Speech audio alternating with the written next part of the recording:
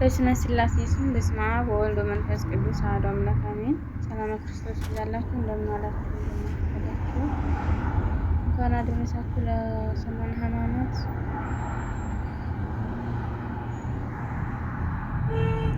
እንኳን ለሊቀ መላእክት ቅዱስ ገብርኤል፣ ቅዱስ ሶምሶን ወይም መስፍነ እስራኤል ዓመታዊ በዓል በሰላም አደረሳችሁ አደረሰን።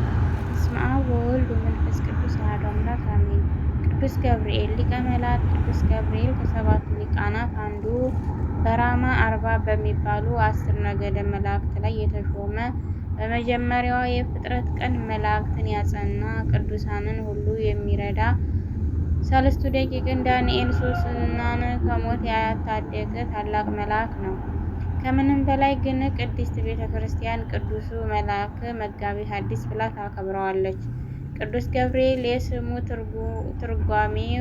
ትርጓሜ አምላክ ወሰብ እግዚ ወገብር ነውና ለስነ ፍጥረት ሁሉ የሚሆን ሐዲስ ዜናን ወደ እመቤታችን ድንግል ማርያም አምጥቷል። መልአኩ እመቤታችንን ከመጸነሷ ጀምሮ ባይለያትም መጋቢት 29 ቀን ከእግዚአብሔር ዘንድ ተልኮ አብስሯታል። ሊቃውንተ ቤተ ክርስቲያን በማግስቱ በድምቀት እንዲከበር በወሰኑት መሰረት ዛሬ በ30 ይከበራል። ሶምሶን ራእይታዊ እግዚአብሔር ሰማይና ምድርን ከ22ቱ ስነ ፍጥረት ፈጥሮ አዳምን ገዥ አደረገው። አክሎም በንፋስ ሕያው አድርጎ በመንፈስ ቅዱስ አክብሮ ነቢይና ካህን አድርጎ ከአንዲት ዕፀ በለስ በቀር በፍጥረት ሁሉ ላይ አሰለጠነው። አባታችን አዳም ግን ስህተት አግኝቶት ከገነት ወጣ፣ መከራና ፍዳም አገኘው። በኋላም ለ100 ዓመት አልቅሶ ንስሐ ገባ።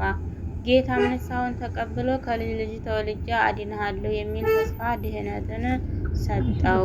ስለዚህም ምክንያት ለ5500 ዓመታት ትንቢት ሲነገር፣ ሱባኤ ወደታች ሲቆጠር፣ ምሳሌውም ሲመሰል ኖረ። ከደግ ፍጥረት አዳም እስከ ኖህ ድረስ የሴት ልጆች እግዚአብሔርን በንጽሕና ሆነው በደብረ ቅዱስ አመለኩ።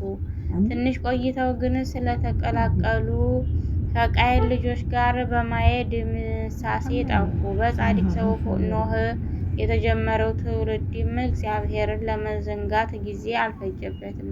ነገር ግን ከሴም ዘር ቅንና ጻድቅ ሰው አብርሃም ተገኘ። ከእርሱም ይስሐቅ ከዚያም ያዕቆብ ደጋጉ ተገኙ። ያዕቆብ እስራኤል ተብሎ በልጆቹ ሕዝበ እግዚአብሔር የተባለ ነገር ተመሰረተ።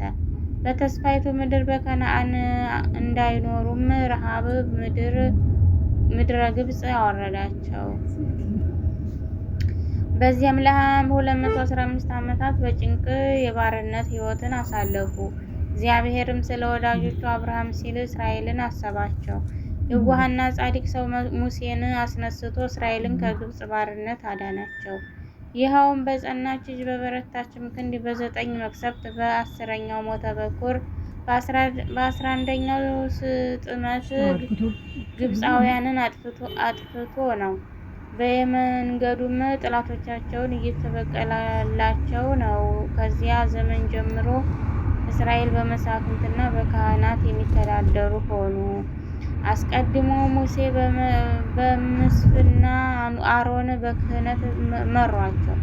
ቀጥሎም በቅዱስ ሙሴ ኢያሱ፣ በአሮን አልዓዛር ተተኩ። እንዲህ እያለም ከኃያል ሰው ሶምሶን ራእይታዊ ደረሱ። ይኸውም ከዓለም ፍጥረት 4200 ዓመታት በኋላ መሆኑ ነው።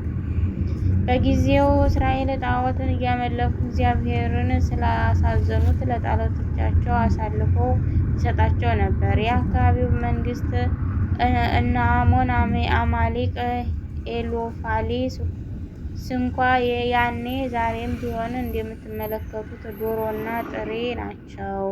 በጊዜውም የእስራኤል ኃጢአት ስለበዛ ኤሎፋላውያን ወይም ፍልስጤማውያን 40 ዓመት በባርነት ገዟቸው። ንስሐ ሲገቡ ደግሞ ልጅ በማጣት ያዝኑ። ማኑሄ እና ሚስቱ እንትኩይ በቅዱስ ሚካኤል ተበስረው ኃያሉን ሶምሶንን ወለዱላቸው። እርሱም ናዝራዊ ከእናቱ ማኅፀን ለጌታ የተለየ ነበርና ፍልስጤማውያንን ቀጥቶ ወገኖቹን እስራኤልን ከባርነት በአምላኩ ኃይል ታደገ። ከኃይሉ ብዛት የተነሳ አንበሳን እንደ ጠቦት ይገድል። መጽሐፈ ሳሙኤል 14:5 300 ቀበሮዎችን አባሮ ይይዝ።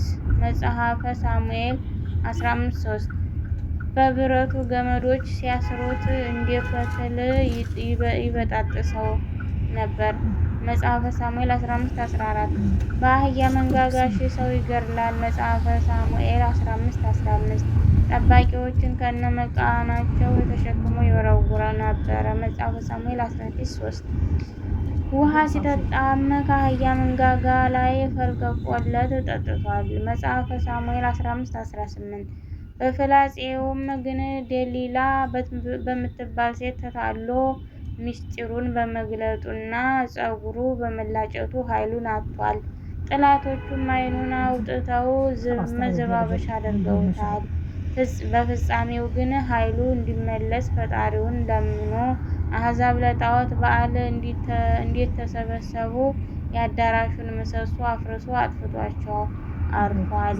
መጽሐፈ ሳሙኤል 13:16 ቅዱስ ሶምሶን የጌታችን የኢየሱስ ክርስቶስ ጥላ ምሳሌ ነው። ክፉ ናቸው፣ ኃጢአታቸው በዝቷል የማይል ጌታ በመከራችን ሁሉ ተራዳኢ መልአክን ቅዱስ ገብርኤልን ይዘዝልን። አሜን። ወርሃ መጋቢት በሰላም እንዲያስፈጸመን ወርሃ ሚያዝያን በምሕረቱ ይባርክልን። አሜን። መጋቢት 30 ቀን የሚከበሩ ዓመታዊ የቅዱሳን በዓላት ቅዱስ ገብርኤል ሊቀ መላእክት እመቤታችንን ያበሰረበት መታሰቢያ፣ ቅዱስ ሶምሶን መስፍነ እስራኤል፣ ቅዱስ ያዕቆብ ዘግሙድ ፍልሰቱ፣ ቅዱስ ዮሐንስ ዘአክሱም ድርሳነ ሚካኤልን መጽሐፉ የሚነገርለት አባት። እግዚአብሔር ውሃውን ከሶስት ከፈለው፣ ጠፈርን ፈጠረ። ወርሃዊ በዓላት ቅዱስ ዮሐንስ መጥምቀ መለኮት፣ ቅዱስ ማርቆስ ዘአንበሳ ሐዋርያ፣ አባ ሳሉስ ክቡር፣ ቅዱስ ጎርጎርዮስ ነባቢ መለኮት፣ ቅድስት ሶፊያ ሰማዕት። በአምላኬም በእግዚአብሔር ስለተቀደሰው ስለ አምላኬ ተራራ ስለምን ገናም በጸሎት ስናገር አስቀድሜ በራእይ አይቼው የነበረው ሰው ገብርኤል እነሆ እየበረረ መጣ። በማታም መስዋዕት ጊዜ ዳሰሰኝ አስተማረኝም። ትንቢተ ዳንኤል ምዕራፍ 9 ቁጥር 20። ስለ ቅዱስ ቃሉ አምላካችን ልዑል እግዚአብሔር ይክበር ይመስገን። ስብሐት ለእግዚአብሔር ወለወላዲቱ ድንግል ወለመስቀሉ ክቡር። ይቆየን።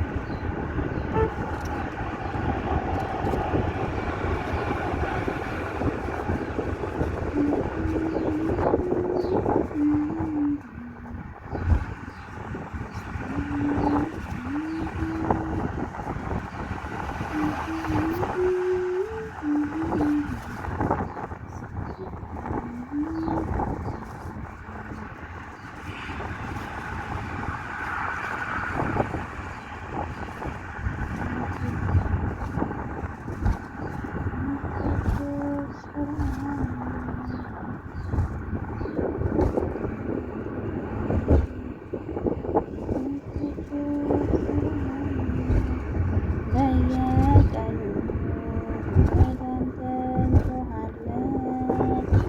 ዝቅ